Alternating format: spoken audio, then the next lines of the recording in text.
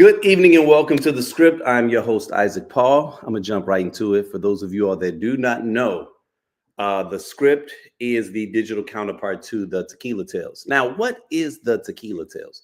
The Tequila Tales is a highly engaging and fully interactive discussion on love and relationships, right? It's one of a kind in the sense that it is not a panel discussion. And I'm always quick to say that because it's no shade to panels, but you know, with a panel, you go and you hear other experts talk. But with the Tequila Tales, our motto is with love, we all have a story to share. And so my goal is to get those authentic stories out of the very people that participate in our discussions. And we have been doing it for about 12 years. Our 12-year anniversary is coming up. So if you are in the Phoenix area, really excited to have you guys participate. Cop your tickets. There's still a couple remaining, but they will be moving fast because, we're almost about a week out. So you know how that goes. But what the script is a great collaborative effort between the Tequila Tales and blackdoctor.org. Blackdoctor.org is kind of like your one-stop shop for all things health related, especially for people of color. It's trying to connect healthcare practitioners, healthcare providers with people in need. There are times where you may be looking for a healthcare practitioner that just kind of understands you a little bit more on a cultural level, right? On a more personal level, and not to say necessarily that, it's better or worse, but sometimes it can feel a little bit more catered to you. And so, blackdoctor.org is an organization that, seeks to forge those connections, and, it assists people with aligning themselves with healthcare providers. And so, this collaborative effort between Tequila Tales and blackdoctor.org has been awesome thus far. I think we're just at about our 1 year mark, right? That we've been doing this consistently for 1 year. So yay, the script, right? But we're going to go ahead and just dive right into it, right? Because this is going to be a fun discussion because I've got one of my favorite people. I've had her on once, maybe twice before, right? But, it's hard getting a hold of her, man, because, she be in these streets, man. She's in these streets. She's like a mogul. She's a power broker. Okay, I'm going to go ahead and introduce one of my great friends, Krishan Lampley of Love Corkscrew. What's going on, Krishan? How you doing, man? I need to record that intro and just play it everywhere I go and just walk out. Like, right. Oh, no, listen. I could have said a lot more, right? But I was like, you know what? I know you sitting in the cold right now. So, freezing. I was like, let me go ahead and just jump right into it, right? Because I'll get to being lofty, and that sun will continue setting because you're in the scorching desert of Las Vegas right now, right? Las Vegas. It probably was beautiful earlier today, right? But as that sun starts to set, stunning. Yes. But as it sets, this is definitely the desert. But no, thanks for having me, Zeke. I'm happy to be back.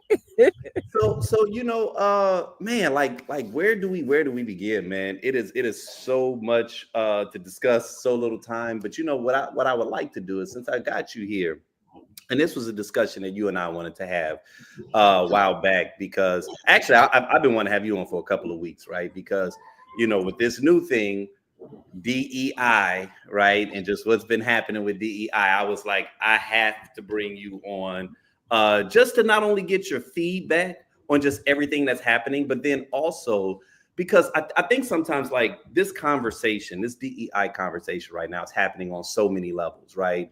And you are someone who has seen all sides of it, right? And I think that you have a unique perspective about just DEI in general that sometimes gets overlooked, because I feel like there's this main narrative, and like I said, there's all these like little like side missions that we're kind of on right now, but everything that's happening right now is affecting you on a more like profound business level. And I don't think that people fully understand the gravity of like how a lot of these movements actually do affect business owners. See, they think it's just about trying to get inside of a, corporate job or something like that. They don't really understand how it affects people that own small and medium businesses. So can you just kind of walk us through not only your thoughts on it, but just any kind of movement that you've seen in these past couple of weeks as it relates to just what's happening right now with the administration as it relates to DEI?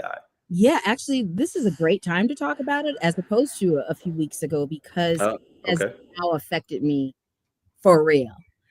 Before I saw it, when it started it going down, I saw what it was going to do, but I wasn't sure exactly how it was going to affect me. And I'll just give you something that happened. I was actually out here, went to a wine bar, and it was a wine tasting going on. Happens to be two African American people who were a little older, enjoying wine. I had a great conversation with them. They wanted to hear about my business, about Love Corkscrew. So I told them about Love Corkscrew, told them what I was doing. You know, they tested me out a little bit to see my wine knowledge. They were quite impressed. And then we started talking about the situation. It led to one of them, one was a lawyer, I think one was a paralegal, and she made the comment, you know, with this whole DEI thing, I don't want anything handed to me. So I don't understand. So I'm actually glad it's going away because I never want somebody to just hand me something because my Mm, skill set, mhm. is great. And I almost spit out my wine because I was sipping and I want to just go like, okay. So she said that. I'm talking to them both, and I said, let me challenge you on that one. I said, as a business owner, someone who's been in this industry for a long time and been in business for 11 years now, what I'm going to tell you is that it was not ever about getting anything handed to me. I work hard every minute of the day. It's not about a handout. It is about having a seat at the table. And I made it very clear that all of these retailers, all of these establishments, on premise or off premise that I'm in, at the end of the day, when Love Corkscrew Varietals even got a seat at the table, everything is blind tasted at that point. So no one handed me anything. I got an opportunity. And I got that opportunity based on I did not have the funding. I don't have the funding to just get looked at, chosen, called. But DEI gave me opportunity through supplier diversity to at least be tasted. So at that point, if you're tasting hundreds and hundreds and hundreds of different bottles of wine, blind tasting at that, and you still chose me, that means I deserved to have a seat at the table. That's the piece that people miss. And let me digress by saying, and I think I said this on a social media post, I will not, cannot, nor care to stop anyone from how they spend their dollar, ever. You earned your money, you spend your dollar how you see fit.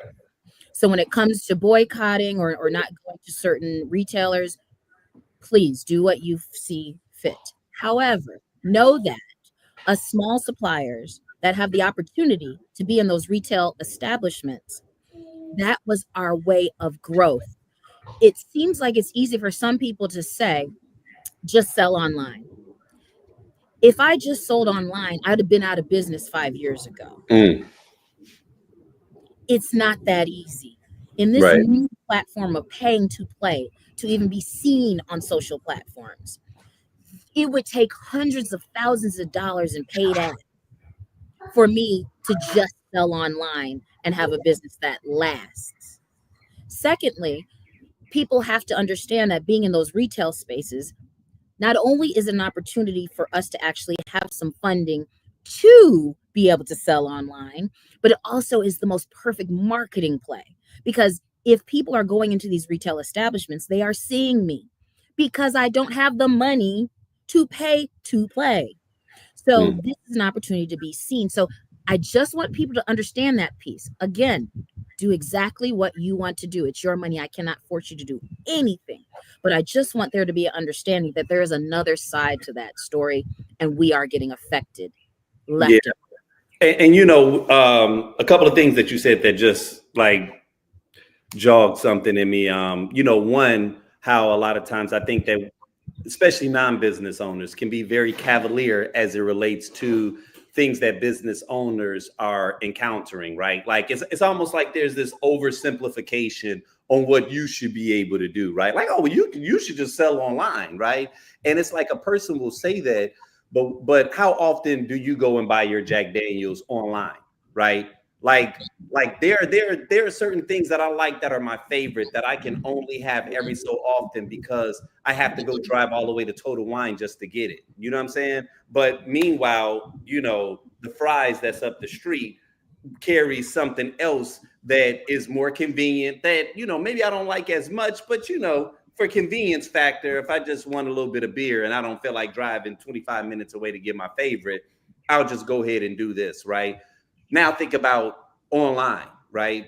I'm telling you that I will go to the corner fries and drink Blue Moon before I drive 25 minutes to a half an hour to get my favorite, which is Hoo Garden. But you expect someone to say, yeah, I'm going to wait a couple of days for me to get a bottle of wine before I just go to Target or wherever and drink something that is more convenient for me. So it's almost like every business model doesn't work online like that. You know what I'm saying? And alcohol is one of those things where it's like, yeah, that's an impulse buy. It's an impulse buy.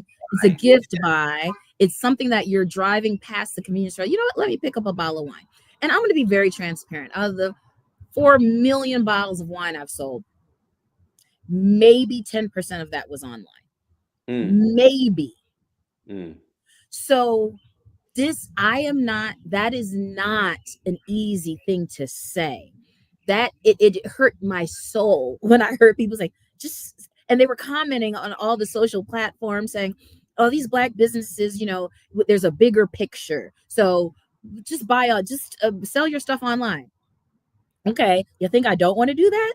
So you think I don't want to get a larger markup for my product, a larger margin profit on my product and sell just online? Hey, any celebrities out there, if you can promote Love Corkscrew, maybe I'll sell $4 million. And if you do it for free, maybe I'll sell $4 million bottles online. But right now, that is impossible. So these retail locations, I'm in thousands of them, have been the marketing play for Love Corkscrew to be seen. And the funny thing is, a lot of people that bought online, it was because they saw me in a retail location. So that's why it's like people have to understand that little nuance. And I think some people aren't thinking about their buying journey and how they purchase to really truly think about what they're saying and what they're putting out there, and how they're supposed to be boycotting and things like that. Just think it through for just 2 seconds. I give 2 seconds to think your buying journey, how you found that certain spirit, how you found that certain wine bottle. More than likely, you weren't just Googling online and just bought some wine. More than likely, you stuck it in your cart. So I just want people to be mindful of that. And that's all. And again, everyone's journey is different, but people have to also see the entrepreneur perspective. And I'm trying to make it. I'm trying to be big. I am trying to be one of the largest wine companies in the country. And that is not going to happen if I just say, you know what, screw all the retailers because they're getting rid of DEI. So I'm just going to sell online. Okay, I'll be out of business tomorrow. Right. One of the things that I did forget to mention, you guys, regardless of where you are watching this from, we are streaming through like 5 or 6 different locations. So even if you are the only one watching in that particular channel, if you comment, we can actually interact with it. So what's going on, Ratina? She says, right, the wine is not labeled DEI. So how can she tell who and what brand is best? Only standing and conversing with you does she know you're Black. Yeah, that is true. And you know what? And so it was funny. One of the things that you said about when you said that, the person that you was talking to was like, yeah, I'm just so happy. Like, let's get rid of this stuff. I kid you not. Like, I've got some close friends that can sometimes take that stance, and I get it, because if you're someone that is aware of how hard you've had to work and the amount of merit, you know, that goes into something, you know that you deserve something. And so if you know you've never been given a handout, then sometimes I think we can be a little cavalier about it. Like, hey, man, go ahead and take it away, because, you know, only the strong survive. And then we look at it like, if the system gets removed, then some magical way white people that are using DEI as this kind of like pincushion, all of a sudden will say, well, since we've gotten rid of DEI, I guess they've earned it. And it's like, you guys, they'll just find something else, right? And so, like, that's the thing that I think I'm concerned about. Like, when I said a moment ago that there's multiple levels of this conversation that's happening, where on one level, we are aware of the fact that Black people as a whole, on the list of recipients that benefit from DEI, we're like number 6 on that list, right? Like, that is something that we've understood behind white women, behind veterans, behind disabled people, behind the LGBTQ community, right? Like, we're like number 5 or number 6 on this list. So I think that what we recognize is that it's not like we've gotten a whole lot as it relates to the DEI initiatives. And so I can understand us being a little cavalier about like whether or not it goes away, right? But my major concern that I think we have to be cognizant of is you got to always be careful anytime that you start arguing on behalf of removing something that's pushing inclusion and diversity, because I guarantee you, as they start to remove this DEI, we all know what that was really code for. They weren't saying let's get rid of DEI so that we can stop hiring white women, right? They're using us as a pincushion. And so what ends up happening is along with removing DEI, they're also removing a lot of other civil rights laws that have been long standing on the books for decades. So what happens when they actively start to discriminate? Because maybe they weren't doing it before, but now that they've removed certain laws from the books, right? Now they can actively discriminate against you. And if there's no laws on the books that protect you, how are you even going to, file a suit against them? How can you prove that they are, doing discriminatory practices? And what are the consequences? If there are no laws, then there are also no consequences, right? And so it's like, we're sitting here being cavalier about it, like, well, go ahead and remove it. And it's like, yeah, they'll remove it. And then all of a sudden you'll look up, and even though we had a small percentage of Black people that were getting hired in some of these organizations, it'll probably go down to 0, right? And then we'll be really sitting on our hands trying to figure out like, well, what do we do? And it's like, well, that's what happened, right? Is that we got so cavalier about the removing of initiatives that were geared towards providing equity and inclusion in these, homogenous work environments. And now all of a sudden we're trying to figure out why we're even further outside the gates. Like we got to be careful, right? Because I mean, so much has been fought to get us to this point, and it's just wild to watch how in a couple of weeks he can just unravel all of this stuff, because it's not like the next administration comes in and then all of a sudden they just reinstitute it. You know what I'm saying? Like, is this something that is setting us back decades? You know what I mean? So, and I agree, and I think it is. But I'll put it in another perspective for people to understand on the business side, on the entrepreneur side, especially when it comes to retail and being a CPG. It is another word to use that's going to happen outside of DEI. So DEI goes away, but what will always stay is relationships. So that's what the other people use, or the relationships. So our grandfathers knew each other. We went to the same high school, university, and they're on the board at some of these retail locations, and they have the relationships, or they grew up together, or grandparents grew up together, whatever it is. They're going to utilize it as relationships, right? So the relationships gets them what they want, gets them in the door. They can go to the country club, have some drinks, and next thing you know, they're making these multi-million-dollar deals. This is what I'm talking about as it pertains to a seat at the table. So I could not have had those relationships as a woman from Chicago who decided to make wine. I could not have the relationships because I could not afford to go into those country clubs or be in Aspen or any of these places where they're having these communications. So again, going through supplier diversity, having everything in place. So I did not have any different. If you look at exactly what the qualifications and specifications were to have my product in these retail stores, I have it. Permits, distribution deals, the velocity, the ability to make a lot of wine, a lot of bulk, and have all of wine shipped to everywhere in the country, around the world, have my importer exporter license. I have all of that. So I have the same qualifications and specifications needed, but I don't have the money or the relationships. Right. So then why don't I have a chance? So again, it's getting a seat at the table. And to your point, what I think is I'm going to lose is a seat at that table. In addition to that, it's going to be a lot easier to say no, because I will say this: when I am in, because I don't have the funding that others may have, there are buyers that fell in love with me. There are managers that fell in love with me and said, you know what, Krishan, we're going to do just a little bit extra to make sure you can distribute. Not extra to carry me, not extra saying that my wine was not the same exact quality as they have or have the ability to get, but my distribution channel might be a little tougher because I'm not a $50 million company. So they might just say, you know what, let's make a few calls to make sure that this goes on the menu. Let's make a few calls to make sure this actually goes on a better side of the shelf because I actually like you. Well, they would have never met me because I would have never able to pitch them if I hadn't went through supplier diversity in some of the large big box stores. Mm. So that's So what people don't get. That's all right. I'm saying. So That's let me ask you this, right? Because we're not certain 100% how this is all going to play out, but we know that we are still in the intro stage. Like these are just the rolling yeah, credits, right? yeah, yeah. We are 6-7 weeks into this administration, so they haven't even gotten into the plot yet, right? Like of this movie.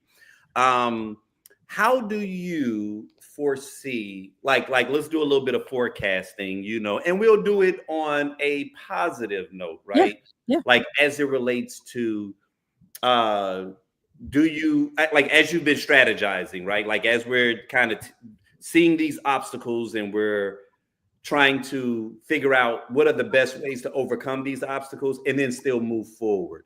Yes. Where does your mind lead as you start to think about this, right? In terms of Mhm. whether it be new relationships that you're trying to forge, or if there's some other angles or some other uh, uh, what's the word I'm looking for? Like maybe not even just angles, but some other like processes or procedures Yeah. that we can be taking, to kind of sidestep what we know is a bit of an attack on like Black business. Yeah. Well, I'll answer that very easily. Collaborations. And Mm, that's what I've been getting calls for. And it's become very interesting because I will say I'm getting calls and having conversations with players that, let's say, put me in the junior varsity class in their varsity, but they're mm, calling me and we're all equal.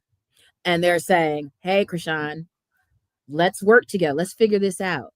So what I'm seeing on the positive side is a lot more collaborations between the bosses. And it could be companies that come together that we're not the same, right? Like it's not like mhm, two wine companies together, but it's a wine company and a small yay, or a wine company, and a restaurant. mm. My sales, interesting enough, have went up in the small minority restaurants and bars. So I'm Okay. seeing all of these small locations starting to take in Love Corkscrew that never did before. So I would say there's an awareness that's happening. Okay. People are being way more intentional. So I will say, and also on the distribution side, there's a lot of the small distributors who are now starting to come up and collaborate and come together like Voltron Mm, to beat out some of these top, distributors that have ruled the world for so long. So I see a positive side that's happening is collaboration. Having conversations, having more honest conversations, because at the end of the day, we can't be crabs in a barrel because we got to fight together and we have to band together to try to get out the barrel. So mm, I really, really see some great efforts happening, and I look forward to, maybe I'll call this happening. You might see two large companies that we consider large as minorities come together. mm, Maybe there's going to be more mergers within the minority sector than mm, ever. I thought about, like, hey, you know what? I wonder if I put out my bat signal to some that might want to merge or, become investors. So I think there's going to be more thinking about that. And I think we have no choice but to come together. So okay, so I like that, and I even like, I guess, the angle that you've already taken, right? Like I think that that's super dope. So now what I want to ask you is, as it relates to the role of community, right? Like, what do you perceive to be the role of community as it relates to you moving forward? I'm gonna tell you what I mean specifically, even by the role of community. It's like, being that you are a negotiant, and you have, you own a wine brand. Um, you've always been unapologetically Black and unapologetically a woman, but obviously everybody can drink your juice, right? And what I'm trying to figure out, or what I'm curious about, is how much moving forward, or how comfortable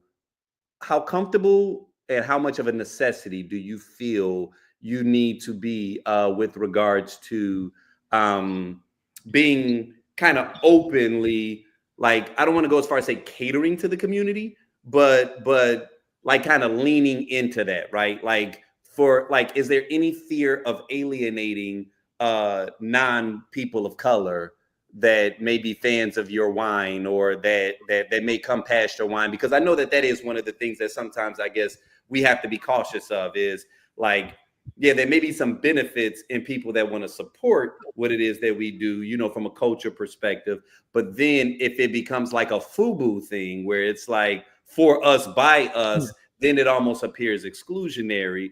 And does that potentially hinder like your growth or your progress? So like, how are you going to navigate this terrain of, like, I want to forge these relationships with other Black people. I want to let Black people know, like, hey, we got to circle these wagons, but I don't want to be too ensconced in it where I'm kind of like ostracizing, whether it be potential allies or people who just don't give a shit, right? They just like wine, and Right. they saw your bottle and they're just like, I'll buy you. Like, how do you navigate that?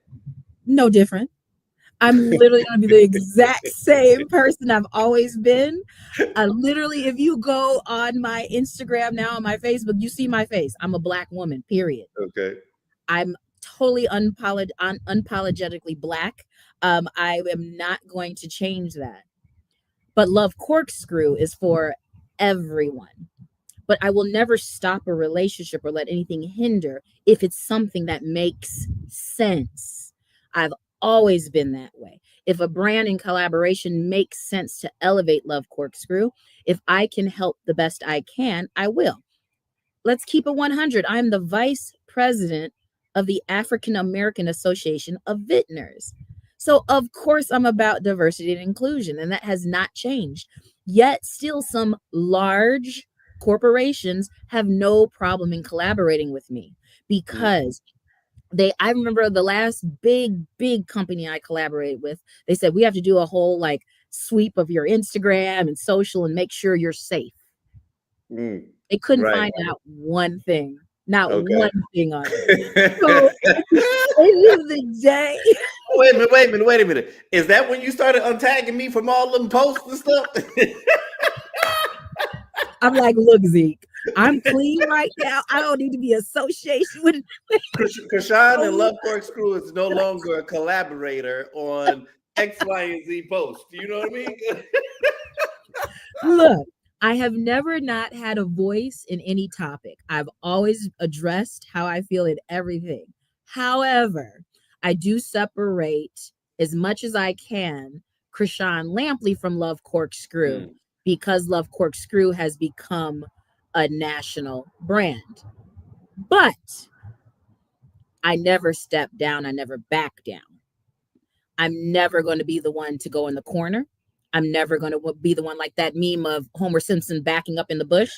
in the bush. That's not me. I'm coming like straight. And you know what they do? Where they have them go back with something on and then come Yeah, back with something else on. Like, all right, I'm different now. Like, that's not, I'm always going to be real. I'm always going to jump for it. And if something is just wrong, it's just wrong.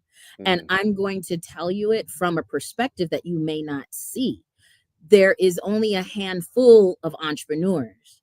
So I'm going to give you that perspective. There's only a handful, even less, of Black women in the wine and spirit industry.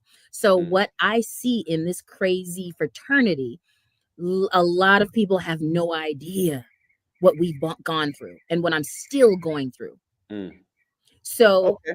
I will So with that always being have said, open up to that perspective.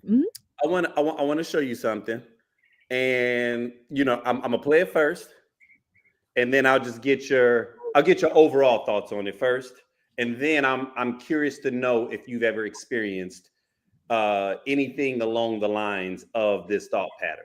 Okay. Okay. All right.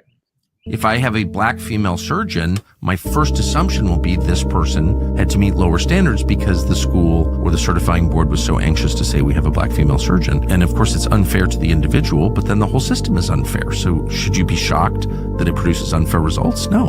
I mean, it's unfair. It is unfair on the face of it and in practice and every other possible way. Yes. Now they didn't put that extra scary deep music behind it to really make it sound like he was saying something profound, right? But it's like whatever, right? So I'm curious to get your thoughts on that.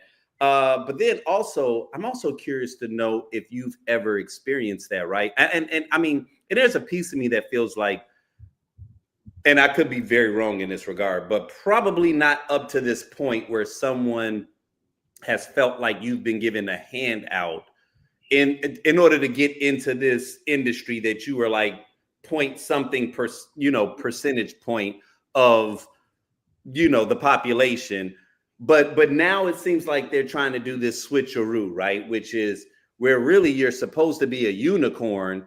Now they're turning you into an orphan, right? And it's like, wait a minute, I was actually something that was incredibly special and incredibly rare, and you knew I had to be totally on top of my shit in order to be able to get into this position as 0.05% of the entire population. But now they may try to flip it and make it seem like that all of your success is a byproduct of some initiative. And now, forget the 10, 11, or soon to be 12 years of success that you've encountered. That's now all a byproduct of you being given a handout. It's absolutely absurd. That's one of those things that and it always comes down to, for some reason, we get beat on the most, and that's a Black woman. So I'll say this: when you're walking into a store and you pick up a bottle of Love Corkscrew, when you pick up that bottle, the bottle doesn't say to you, "Hey, just so you know, I was made by a Black chick." Doesn't say that. You consume it, you enjoy it. I've gotten 89 points in Best Buy with distinction from Wine Enthusiast, with distinction. So as far as a handout's concerned, or as far as going to a lesser school, a lesser training process, me becoming a winemaker, I've gotten any less than, you wouldn't be consuming my product, nor would be approved for you to consume it, nor wouldn't I be worldly permitted to do it. Mm-hmm. I would not have gotten approved by the TTB. I would not have a license, a residential license, and several licenses in multiple states. That is impossible because you are consuming my product. So there's no less than to drink my bottle of wine. That is absurd. And I'm sorry, if he feels that way, so be it. So I'll be very, very crass and say this. If you're dying and you don't want a Black woman to help you, and that's the only surgeon that's sending in, well, then good riddance. Yeah. I just think that the entire argument is a fascinating one, because I was just sharing with someone earlier today how, like, growing up, that was something that we kind of had known. We knew that we were going to have to work extra hard, not only to consume the same information as everyone else, but work harder to be recognized, work harder to push through obstacles, because of the fact that we just, in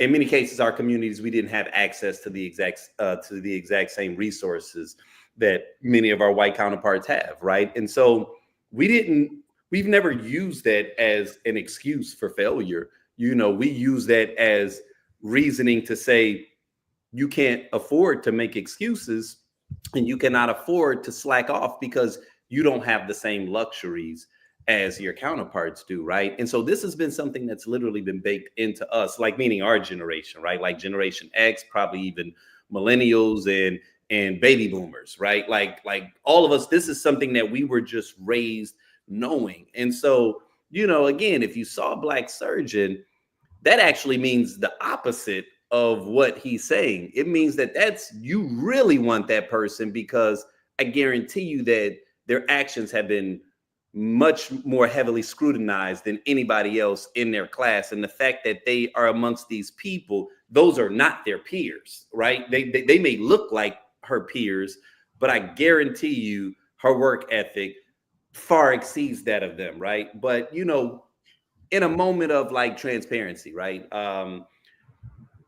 When I first listened to him saying that, I had to acknowledge, and I don't know if you remember you and I having this conversation almost like a decade back, where, and I think that I had some unlearning to do, because I'm not saying that I've ever undermined what a black professional was saying, but I used to often challenge people, and I'm talking like this, like 10, 12 plus years ago. I used to say, this is when I first acknowledged that I had to change my frame of thinking, right? Is that I think I was giving white people way too much credit, right? Like, meaning two surgeons come into a room and they have differing viewpoints about the care that you should enact. I would have probably, from a knee-jerk perspective, been more inclined to want to believe what the white surgeon said than the black surgeon.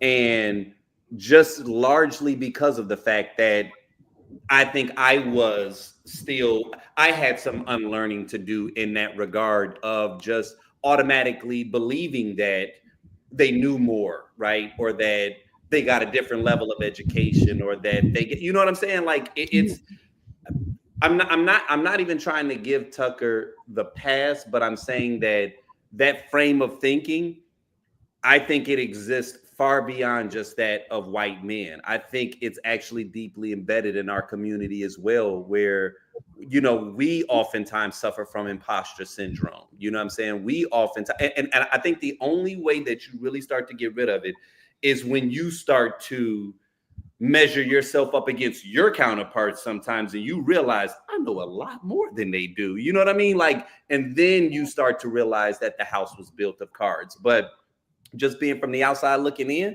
like, if you are not accustomed to being around black excellence, and then also black excellence up against what will be considered elite from the other side, you can think, oh yeah, we killing it, but we killing it for us, right? On like, even we talk about HBCUs, we always put HBCUs right here, and then PWIs up here, like they're getting better information, like they're getting better knowledge than you're getting at an HBCU. You see what I'm saying? Like, there's so much of that is baked into not only the fiber of how America operates, but just decades and centuries of systemic, racism, if we're going to just keep it a buck. And I know that when you say that, people don't like to hear it, but it's like, I had to fight against that on a personal level to acknowledge, like, damn, I had to change my thinking to understand that, like, sometimes I had some limiting beliefs as it relates to black people and what we were able to accomplish inside of that space, and like I said, for the last decade, I've been kind of in this space, but I'm talking like up until about my mid to late 20s, almost coming into my 30s, this was something that I had to kind of fight against, and to believe in that when white people accepted you, it meant something better than when your community accepted you. You know what I'm saying? I mean, there's many different studies. I just saw one on Facebook where there was a video with a woman versus a man, and pulling up to a valet and who you would give your keys to. 90% of the people gave their keys to the man and not the woman valet. I would say, I've seen it more than anything in age. So let's go back to a doctor, where you have a young doctor versus an older doctor. you naturally might go to the older doctor because you think they know more. So what he said is not shocking. It's just absurd. And we all have those little things, but it's almost like your inside voice versus saying something and Right. really thinking it to be true is crazy. But yes, whether it be a generational thing, whether it be just straight ignorance, there's so many levels that I think all of us fall into. But just know what's right is right and what's wrong. And spreading that narrative even more is sad because it just makes the others look angry for no reason. We still are less than as far as what we have the ability to get in funding. And I'm going to go straight back to small businesses. We still don't have the funding that they have, not even close. We still don't have any level of large shelf space, or it's just like we're so small. So why do you have to focus on us? Leave us alone. Why pick on us? We are doing enough. Like, No. I look. No. I can tell you why.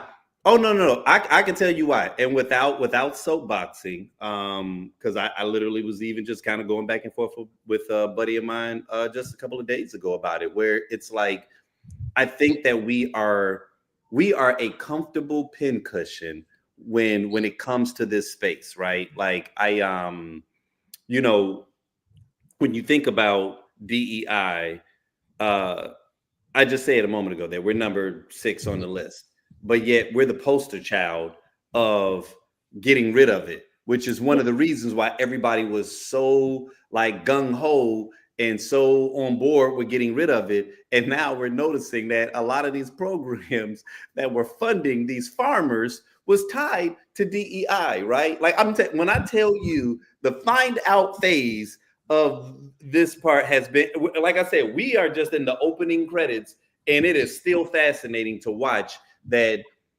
a lot of this stuff is slowly starting to tank because a lot of these contracts that they were being given was a part of the inclusion part, like DEI. See, all they heard was black, just like CRT. They just heard black equals black, right? Yeah, that's all. And they didn't realize that there was a whole lot of other people that were being benefited, from this, considering themselves, right? But I think that anytime that black people step into the fray, regardless of what the argument is, regardless of the specifics, racism is so deeply embedded in American culture that it immediately becomes black against white, right? And so, like, there was something else recently that just popped up where, it actually kind of surprised me that a lot of people kind of like jumped on it, but it was just like, oh, I know exactly where I was going to go. When I hear a lot of people that are getting frustrated about the fact that they're noticing that black women are not being particularly active just yet, right? Like as the voice of opposition, like, we'll sit this one out. Let me tell you something. I vacillate. I told you this the other day. I said I'm somewhere between, ain't nobody got time for that. And man, are we ready to storm the Capitol or what? Right? It's almost like there's this back and forth because it's hard to sit on your hands. But I honestly do believe on a level it is pretty strategic, right? And largely because of the fact that I feel like, especially during this period, if we were to jump in and we got too active, then all of a sudden you got a new enemy. Now all of a sudden you got new opposition. Now all of a sudden the farmers that just lost their farm, they don't care about that no more because racism. They're like, anytime it's black against white, that's when people show up to the, and they ready to show out. Mix it up. So if we don't get too involved in that regard, now all of a sudden you're faced to deal with your frustrations, you're faced to deal with your loss, you're faced to deal with all the promises that was made from this administration. Like, you don't have an enemy in us, right? Like, oh no, we out of it, right? Now all of a sudden you have to actually look at one, your decisions. So you have to take accountability. And then two, you have to look at the administration that's making these choices, right? And making these decisions. And you have to hold them accountable. So I think that the moment that we jump in, the moment that we start protesting, the moment, because that's one thing we know how to do. We know how to make a lot of noise. And when we make noise, like I said, it puts a bullhorn on us. I mean, it puts a target on us, and putting that target on us, yeah. Now all of a sudden the conversation shifts. This is definitely not the time to be silent. But I do want people to think, because they are more powerful than they think they are. So you as the consumer, we as consumers of products by minorities, that want to support minority brands that they respect, know, and love their product, not just because. I think we do have to be more intentional. I personally have been way more intentional with supporting amazing Black brands that I know are great. I have been privileged to be able to be in circles of amazing business owners, from whether it be skincare, whether it be food, whether it be clothing, all types of things that are Black owned that I am way more intentional in supporting and spending my dollar with in all ways. I even reach out to small businesses, whether it be inboxing them in LinkedIn and say, how would you like me to purchase your product? And I learned that from other customers. I wasn't that smart to know to do that. I learned that because other consumers asked me. They would hit me on LinkedIn and say, Krishan, is it better for me to buy from your website? Or is it better for me to go down to the local Total Wines and More store? And I appreciated that so much. And I just ask that people do that. Think before you say, oh, I'm not going to do that. They're just going to have to sell online. Rah, rah, rah, rah, rah. How about just give us a ring? A lot of us are way more approachable, and you can really contact us a lot easier than you may think, just to ask if we good. You can bark and still not want to shop in those retail, and that's fine. But if you really like our product, just hit us up. Yeah. Say, are you good? So real quick, because there's a point I want to make and then something I want to show you, but I'm just real curious. What percentage you at? I'm like at 15%. 15? Okay, all right. So I'll make this quick. I love it. So just real quick about that point though, because that is something though that I did want to stress, is that, you know, when we talk about the boycotts, and you know, again, there's multiple levels of this DEI conversation, and I understand the boycotts. But then one of the things that does get a little touchy is that I later found out that a lot of Black business owners, like Target happens to be one of the biggest like places that carry our products. You know what I'm saying? And so it's like, while I do think that we should be holding them accountable, I question if we're going about it the right way. Like, I don't like everything else that you can purchase. Like, because again, you know, my wife loves Black and Bold coffee. And I think she has actually just started getting it from them online. Like, cause she's someone that's incredibly intentional. So it doesn't matter if it is inconveniencing for her. That's what she'll do. But you know, for people, small percent of people, that's amazing. That's such a small percent. But like, if you rock with Tabitha Brown, and you know that the majority of her products are, you know, are being carried at you know, Target. Don't all of a sudden say, well, I'm gonna just stop buying Tabitha Brown's products, especially if you need those things, right? To me, it would make sense to say, be responsible and say, I'm only gonna buy these from Target and nothing else. See, to me, they still feel the hit, because let's be honest, you might go up in there to get the coffee you like, or go in there to get the seasoning you like, but you're going to buy 8 or 9 or 10 other things. Like, that's what we knew about Target, is that you can't leave Target without spending $80 to $100.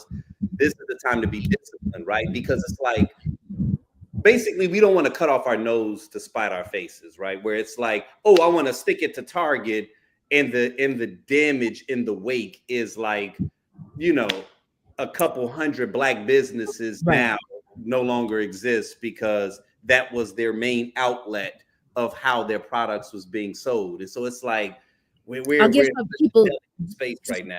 real quick perspective to that. So Okay. again, a disclaimer: people, spend your money how you want, where you want to spend it. First of all, first and foremost, but just another perspective of it. So let's say, which I am, Love Corkscrew is in some Target locations.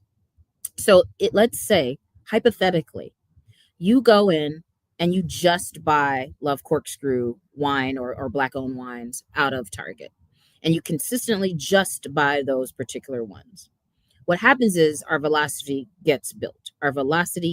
So that means we're moving more products off the shelf. A perspective that some people don't know is that when it comes to Nielsen rating, so those are the scans that are coming from those UPCs, other companies look at. So if you just bought Love Corkscrew out of the Target locations that you know carry Love Corkscrew, next thing you know, other locations that you do support more or that you do want to support end up taking in Love Corkscrew. So I grow. And then next thing you know, maybe I can just sell online. So people just have to know it's a progression. If you just cut it off, period. Just cut off here. I'm not talking about Target specifically. I'm talking about whatever retail that you feel that you're not going to shop. If you cut it off, just cut it off. We get hit because we get eliminated from those shelves, which means we lose money. So I cannot stress how huge those retailers help us keep in business, meaning they order in such big bulk that it keeps my lights on. So I don't do this just to be in the stores because I want to sell every single wine club membership I have. I want to be the hottest because I'm gonna make more money, y'all. So it's a duh, but I'm doing it because that's giving me marketing. That's giving me the ability for you all to see me, because I can hands down know that most of you who are on here who may have purchased Love Corkscrew, you did it because you saw it at the store. You saw me and you went to the store. You saw an ad and you went to the store. There was an event that Love Corkscrew was at, and then you went to the store. So that's what built Love Corkscrew. And I just want people to understand that perspective. I am not telling you to go to not one Target store. I'm not telling you it's up to you where you shop. However, just know you do affect these small brands by not supporting, because we worked so hard to get in there. And when we get in, at least we know we got that first purchase order that could take us to the next level. And that's it. We just want to make it, y'all. That's it. So just understand that perspective is all I ask. Or buy from my website. Fine. Buy from my website. I'm gonna make more money. But that's just not normal, right? That's just not the common thing. And it's not, but you are right though, right? Like that is what's most ideal. That is something that we both know. Is that ultimately that is. I'm gonna say no, don't buy from buy from the retail. That's the stupidest thing. No, I want you to buy from my website. I make more money. So I want my website to be flooded with sales. I wish my phone was going off now. Like what? Like who was that? Was that those two women businesses where it was like I would love that. I would love that. Right. I would love no, we gonna make that happen this year. We're gonna make that happen. Yeah, of course. Kashan, what number we at? What number we at? Like literally like 3%. Like I was about to say, I might be at 5. I'm at 5, and then I'm shutting it. Right? Okay, just because there was something I wanted you to see, I just thought this was funny. You know what I'm saying? Girl, I can't believe that you got me out here blushing. But I'm talking to you. But this is funny though, because you know how there's no way I can pull you up and not have some foolishness that happens. And do you remember the days of the Apollo? You know what I'm saying? Of course. So let's go ahead and show our age for a moment. I don't know. I'm older than you. Right. I don't know if you remember the days of the Apollo, right? But we've got a couple of like really major people that have gone on to do some incredible things that just started off in some really rocky places. Okay. And I saw this online the other day and I was just like, you know what? Just for just as a means of saying it ain't about how you start, it's how you finish, right? Hey, here you go.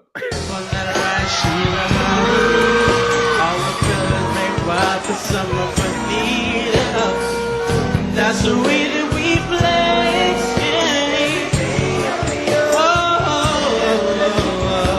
I'll keep us move on the movement to the hiding.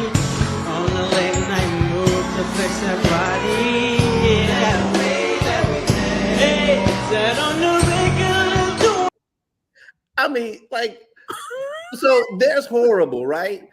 And then there's that, right? And here's what's crazy is I'm telling you, I came past like what felt like a treasure chest. Okay, like because hold on, because there's one more that I got to show you. When I saw it, I was just like, oh, this is outrageous right here, because you could not have convinced me that this woman was not.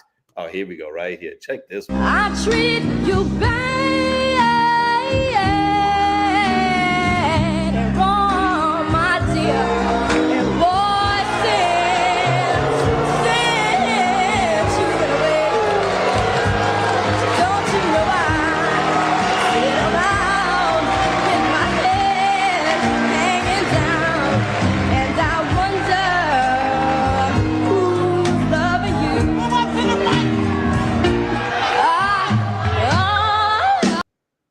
Krishan, all I'm saying is if anybody out here has had a tough moment, okay, I came past the treasure chest of these. Like all of them were like the Sandman ones, right? And so the name of the post was talking about how, you know, they need to bring that back. We need to bring back being able to just boo people, you know, and how they need to do a study on what that crowd was like. I mean, you talk about, you know, that's the cloth that we were cut from, okay? Where and that just made them fight really harder. be good.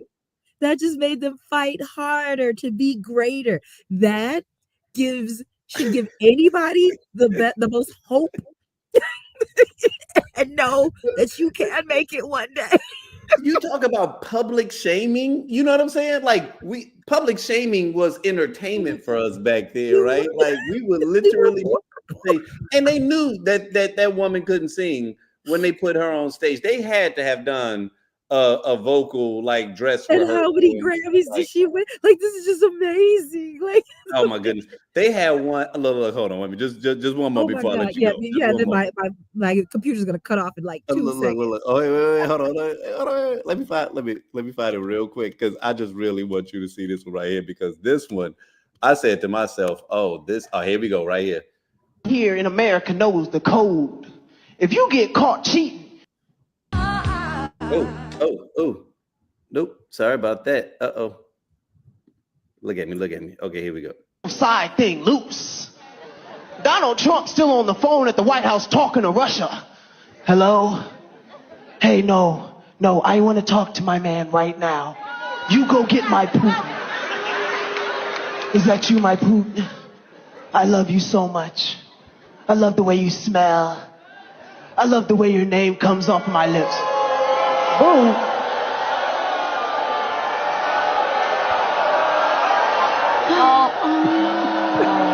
Have some respect.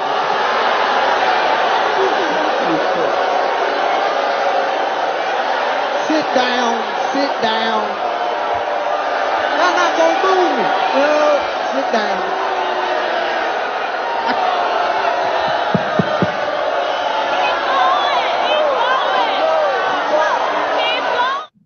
Listen, that was the son of one of the greatest comedians of all time. Richard Pryor's son.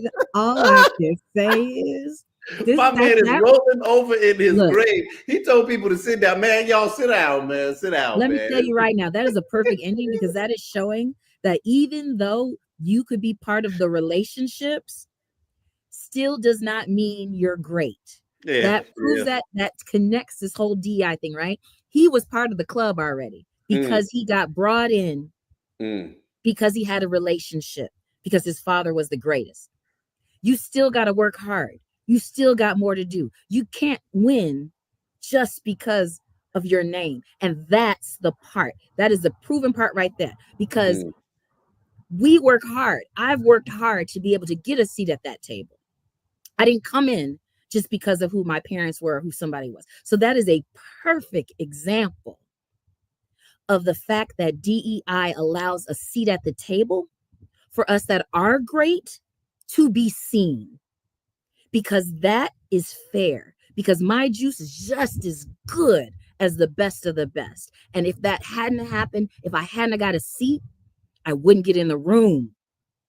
So that is a perfect example of why we need that, and why to be greater, to be better. And I'll tell you it right now, as a minority brand, I will continue to work harder. And I always say I'm going to break every glass ceiling till there's no more to be broken.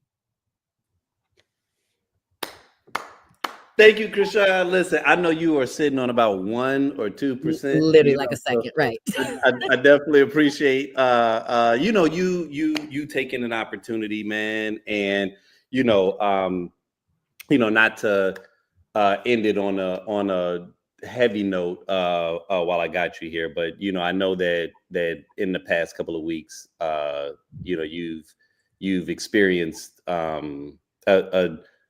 a very incredibly significant loss, and someone who is incredibly important, someone who is, was your rock, someone who has added Right. an incredible amount of value to your world, and that's your father. And so, I know that, he was incredibly proud of you. I know he still is. And, just to continue to watch you push on and to continue to watch you just navigate these obstacles and be everything for everybody in your world. The reason you're in Vegas right now is to spend time with your mother and to spend time with family, and so just having an opportunity to hop on with you and talk about something that's not related, I appreciate you taking this opportunity. But it is, I have to say this, and I thank you. And I am wearing him on my neck right now. And I will say this, it is amazing because my dad was pivotal in the DEI space. In 1986, he won an award with getting the most Black contracts in the city of Chicago through Commonwealth Edison. So to be here in this space, to be here at my parents' house in this amazing house that he built from the ground up, and to know that he fought for DEI, he fought to get a seat at the table, and he won. And he won for many contractors out there. It is an honor to fight the fight right after him without getting choked up, to make him proud, and for him to know that I will continue fighting the fight that he started, and we will win. Absolutely. So thank you, Krishan. I love you. And yeah, and you and I, we will talk, because I still got some building to do with you. Yes, I can't wait. So yeah, you guys. So man, you guys, obviously I love it every time I have these conversations. Krishan is someone I can literally go back and forth with for hours. And so the only thing that's stopped that conversation prematurely is the fact that she posted up outside and her cord would not allow her to get power, indefinitely. But there was something that I did want to talk about before, I close out. And, this is obviously the opinion. I guess we can call this segment the opinion, because I've been heavy in the threads lately, right? Having Tequila Tales on multiple platforms, you get an opportunity to see the differences in how all the platforms move, right? Like they all move and breathe differently.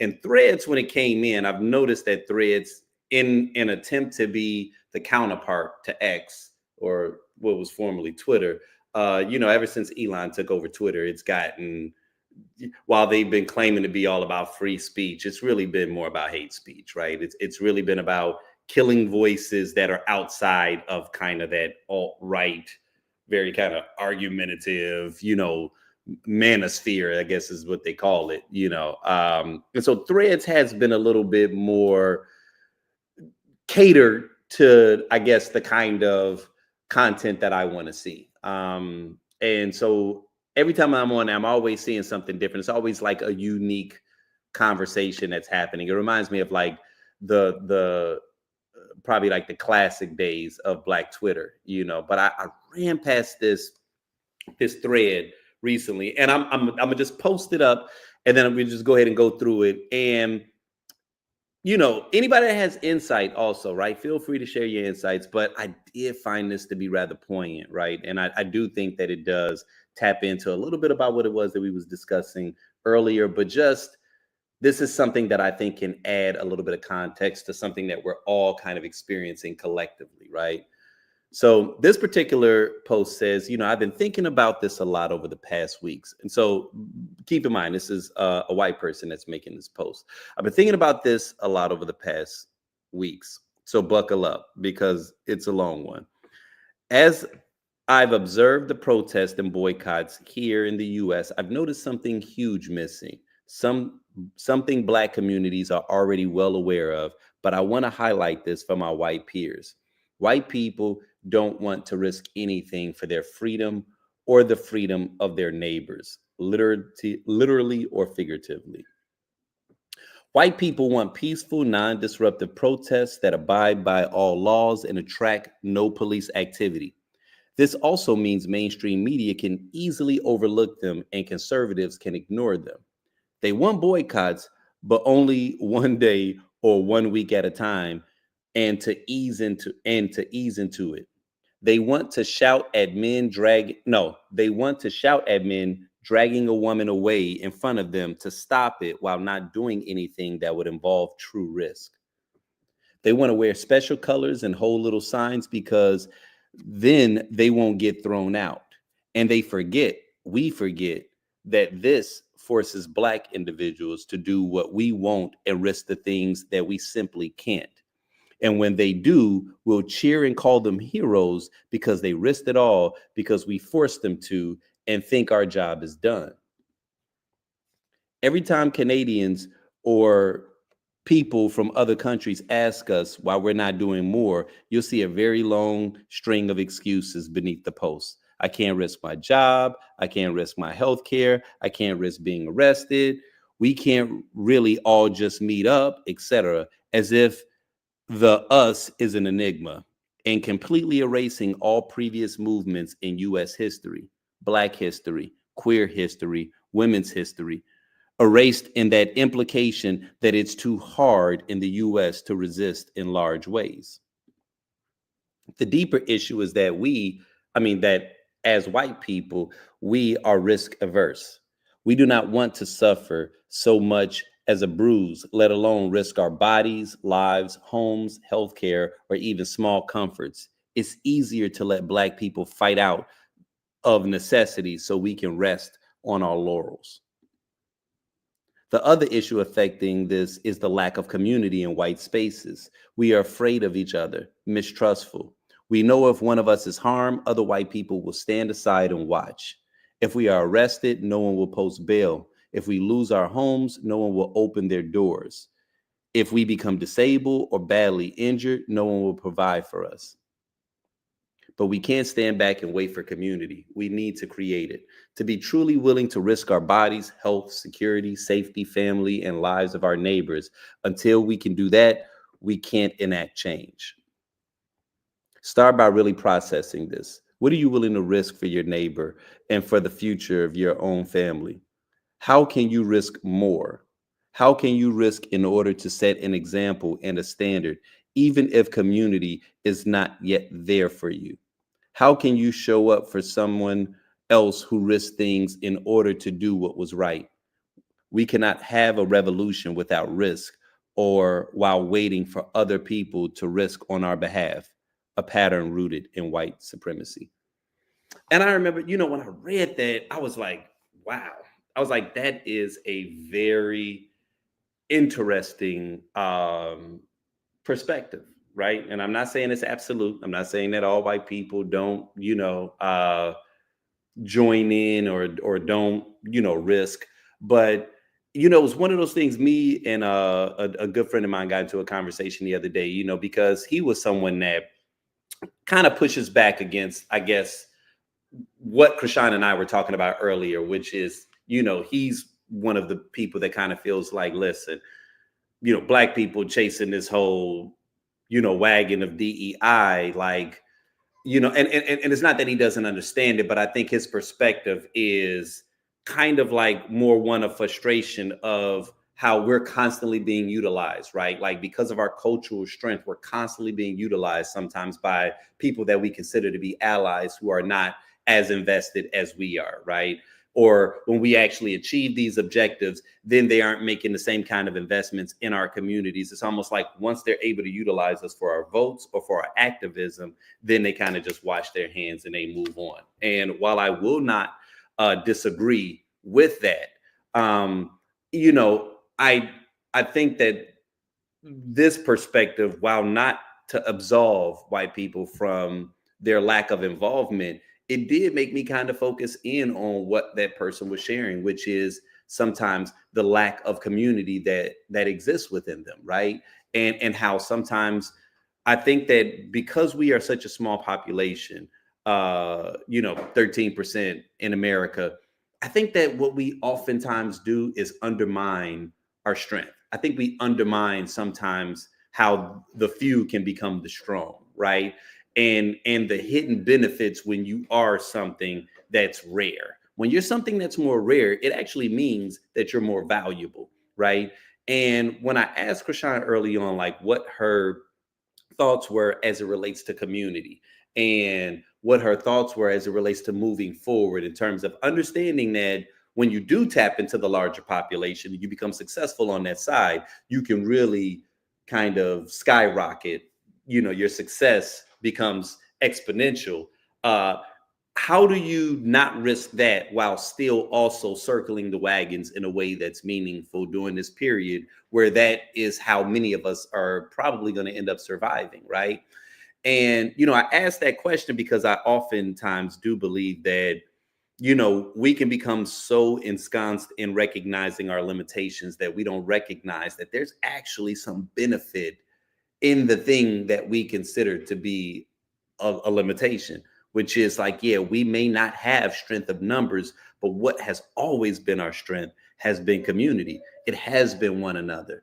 And so, this is something I don't have a definitive answer, but it is something that I pose to a lot of people because it feels like as we continue to grow and as time continues to progress, that what defines community?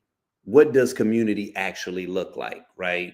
And again, I don't have a definitive answer, but it is something that as a community, we are going to have to establish. I know that we go through great lengths to share how, being Black is not a monolith. And I'm one that also believes that being Black is not a monolith, but there are threads of commonality that I think we hold. And I'm hoping that it's not purely suffrage, right? But I know with us not having the numbers that other communities have, our strength comes in our ability to collect. Our strength comes in us looking out for one another. You know what I'm saying? And so it's one of those things where I'm like, yeah, this is going to be an ongoing conversation because I do think that there's strength in us once again circling these wagons and us being able to support one another, in us incubating our strength, right? And putting up a bit of a force field so that, when we're catching these attacks from all of these different areas, some that are overt, some that are more covert, that we are able to kind of safeguard ourselves against it, and how can we move forward feeling like we can maintain our individuality while still maintaining this sense of community? Because there is a threat that if we become a little too individual, right, that we blend in. And if we blend in and we assimilate, we will eventually be eliminated. And I don't mean that in like they gonna, kill us. Like, nah, but the very thing that makes us us, we risk losing, right?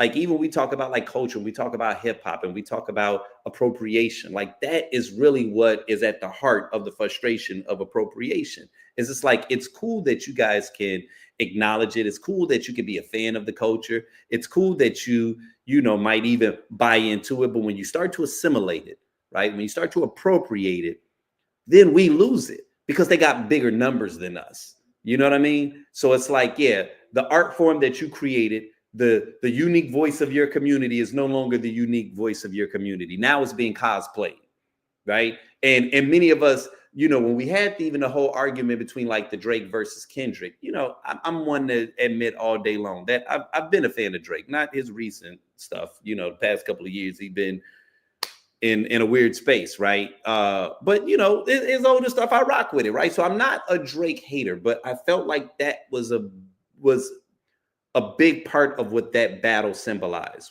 It was recognizing someone that was born in an authentic representation of the culture and someone else who was cosplaying the culture, doing an eloquent job of it, but cosplaying the culture, right?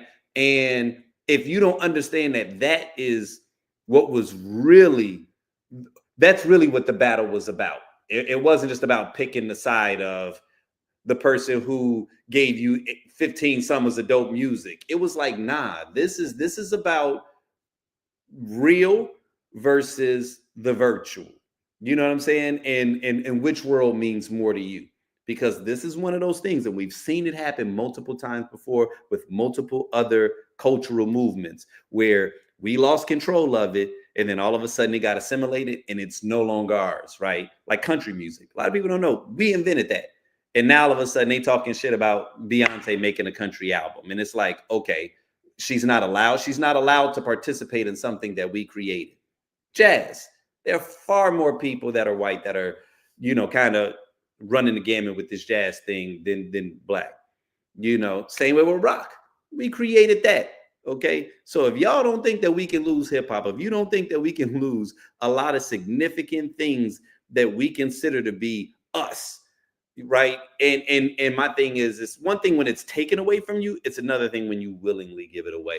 It's another thing when we invite so many people in that we kind of dilute what it is that identifies us and makes us unique and makes us special and actually connects us, right? And so again, this isn't to be exclusionary, but this is just to say that this is one of those things that I think we have to become aware of, because that is our strength. Our community is our strength. And it just seems like nowadays, man, it's a lot of infighting. You know, it's a lot of us that we're having a very hard time getting on one accord. You know, one of the things I was going to bring up with Krishan, and, you know, I'll table it for next week, but oh my God, I know many of you all have seen this meme that's been going around, and it's this dude that's got on this yellow shirt that's like black moms ruin sons or something like that. Just trash. And every time somebody posted in a new group, I'm just like, y'all, like, why? First off, dude that posted it is a fucking cornball. Like, why are you sitting there in spandex and a yellow shirt that said working out, making a statement that black moms ruin sons? Really, bro? So you didn't have a black mom? You know what I'm saying? Like, everything about it is like, okay, clearly you're getting paid off of outrage. You know, ever since Facebook rolled out these influencer programs, everybody's just saying the most ridiculous, crazy thing that they can so that they can get paid. Everybody's doing the Kanye approach now. Everybody is like, oh, look, I'm bringing back Sunday service and I'm going to wear this, a Klansman outfit. It's like, yo, luckily we're getting to the point where Kanye is just that guy that we just pat on his head and we're like, dude, kind of move on, dog. We got bigger fish to fry right now. But everybody else is taking a page out of his manual now, because we realize that it's like it's so hard to do something that's qualitative and get attention, but outrage gets you mad. And now you're commenting on, now this is engagement. Now they get paid. And it's like Pavlov's dog. So even though they're doing something that is outraging people and they're getting a lot of hate, they're being rewarded for it, right? And so, you know, it's like Pavlov's dog. Oh, okay, you ring that bell and you get a treat. So every time that they get more money doing it. Oh, it's time for me to ring that bell again. And what we don't realize that we're doing is while we're taking this money from Meta, we're destroying our freaking communities. You know what I mean? And it's like, that's where the responsibility for us comes in, because cornballs are going to be cornballs, right? Coons are going to be coons. But we have to start determining how to be more intentional with our greatest resource, which first and foremost is our time. How are you spending your time? Are you spending your time acknowledging this foolishness? Like, we got to start learning how to suppress the nonsense. And again, circling the wagons around those things that we want to see more of, right? Because see, there's so many dope things out here that you actually love that you don't support as much as you do the bullshit. Let's keep it a buck. You spend more time on pages that you claim you hate than the ones that you claim you love. I know this. I know this to be a fact, and I'm not even going to internalize it and make it personal, but I just know that if we started being more ratchet with our stuff, then all of a sudden we get the attention, right? But that's just something that I refuse to do, right? So again, it's one of those things where it's like, we got to start figuring out how to be more intentional and start supporting those things that we want to see grow, right?